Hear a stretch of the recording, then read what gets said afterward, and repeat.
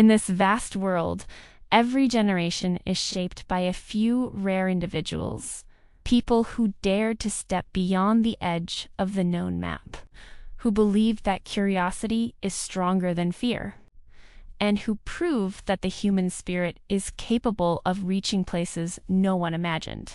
Welcome back to this channel, where we explore the lives of extraordinary people, dreamers, explorers, inventors, and leaders whose journeys remind us that greatness is not born. It is built. If you are someone who seeks inspiration, knowledge, and the courage to pursue your own path, then you are in the right place. Today, we travel back in time to follow a boy who grew up in poverty, who had no privilege, no connections, and no guarantee of success. Yet he became one of the greatest navigators in human history. This is the inspiring story of Captain James Cook, a man who redrew the map of the world. Let us begin. Chapter 1. The Boy from Marton. James Cook was born on October 27, 1728, in the small village of Marton, England. His family was poor. His father, a simple farm laborer, his mother, a quiet, hard-working woman who taught him humility and discipline. They had no wealth, no land, no influence. Only hope. From a young age, James showed two unusual traits: a deep curiosity and a relentless work ethic. He would stare at the horizon for hours, watching ships drift along the coast. He asked questions no one around him could answer. Where do they go? What lies beyond the sea? How big is the world? At age 16, he left home to work in a small shop in the fishing village of Staths. The sea called to him every day. The sound of waves was louder than the sound of coins in the shop. One stormy night, as he watched the ocean crash against the cliffs, he made a decision that would change the world. He would become a sailor. Chapter 2. The Apprentice of the Sea. James joined a merchant shipping company in Whitby. Life at sea was brutal: cold winds, dangerous storms, endless labor. But James Cook thrived. He learned quickly. He studied the stars. He memorized coastlines. He practiced navigation long after others slept. His captains noticed something rare. He was not just working, he was learning. By his early 20s, he could read charts, repair sails, calculate tides, and navigate by moonlight. He wasn't born into greatness, he was building it, hour by hour, wave by wave. Chapter 3. The Call of the Royal Navy.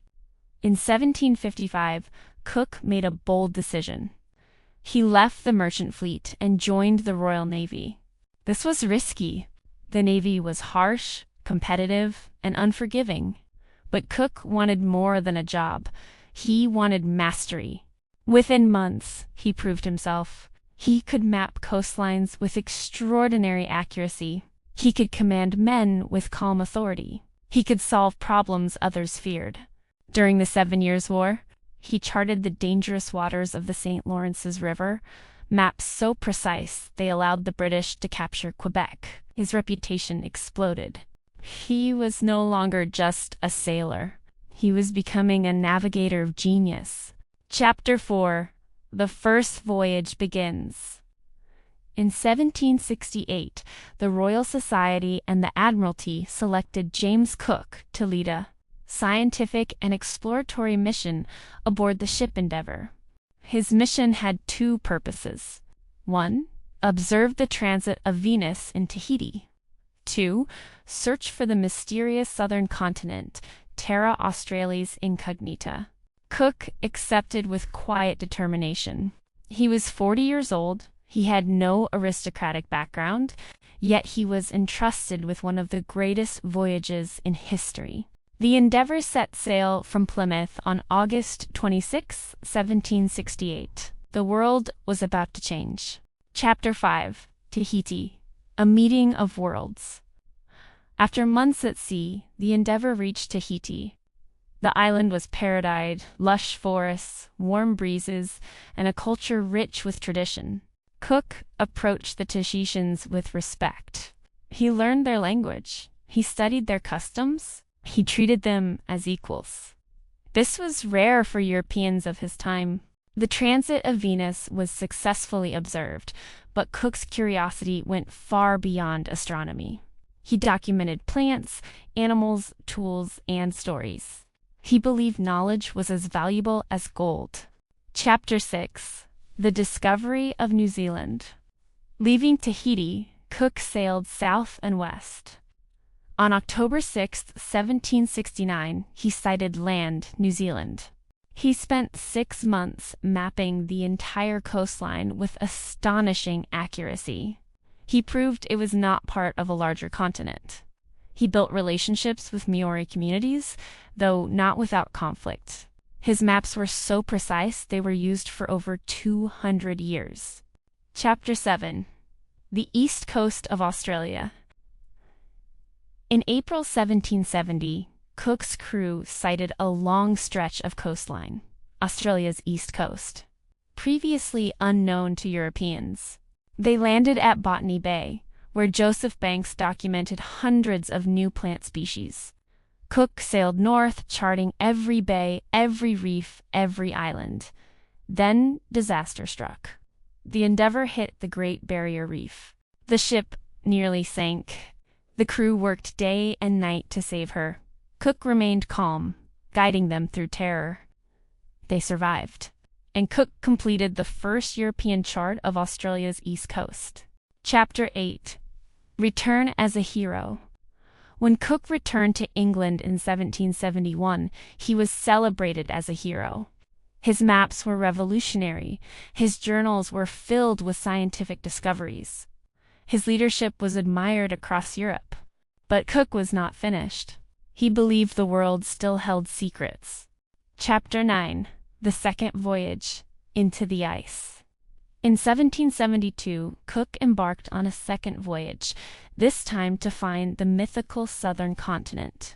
He sailed farther south than any human before him.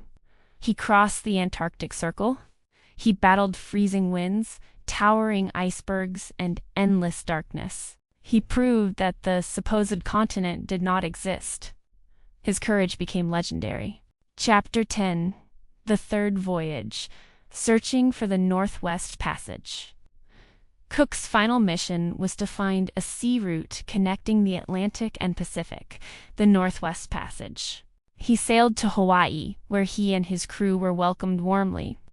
He explored the North Pacific, mapping Alaska and the Bering Strait, but the ice was impenetrable. The passage remained elusive. Chapter 11: Conflict in Hawaii. Returning to Hawaii, tensions rose. Misunderstandings, cultural differences, and exhaustion led to conflict. On February 14, 1779, during a confrontation on the beach, Cook was killed. He died far from home, on the shores of a land he had only begun to understand. Chapter 12: The Legacy of a Navigator. James Cook's life was short, only 50 years, but his impact was immeasurable.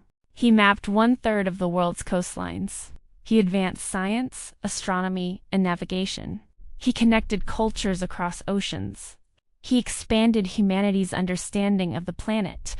He proved that greatness is not inherited, it is earned. Chapter 13: Lessons from James Cook. Cook's life teaches us. Curiosity is a compass. Discipline builds mastery. Respect opens doors. Courage is choosing to move forward despite fear. A humble beginning does not limit a great destiny. His story is not just history. It is a reminder that every person has unexplored oceans within them. Chapter 14: The Man Behind the Legend. Behind the maps and voyages was a man who loved learning, who valued fairness, who believed in science, and who treated people with dignity. He was not perfect. He made mistakes, but he always sought understanding. That is why his name endures. Chapter 15: The Final Reflection. As we look at the world today, our satellites, our global maps, our knowledge of oceans, we stand on the shoulders of explorers like James Cook. He expanded the boundaries of the known world, but more importantly, he expanded the boundaries of what a human being can achieve. His life whispers a message across centuries. Do not fear the unknown. Sail toward it. Thank you for spending this time exploring the life of Captain James Cook. If this story moved you, inspired you, or taught you something new, then carry its message with you. Every great journey begins with a single step. Every map begins with a blank page. And every life, yours included, holds oceans waiting to be discovered. This channel exists to remind you of that truth. Until next time, stay curious, stay courageous, and keep exploring.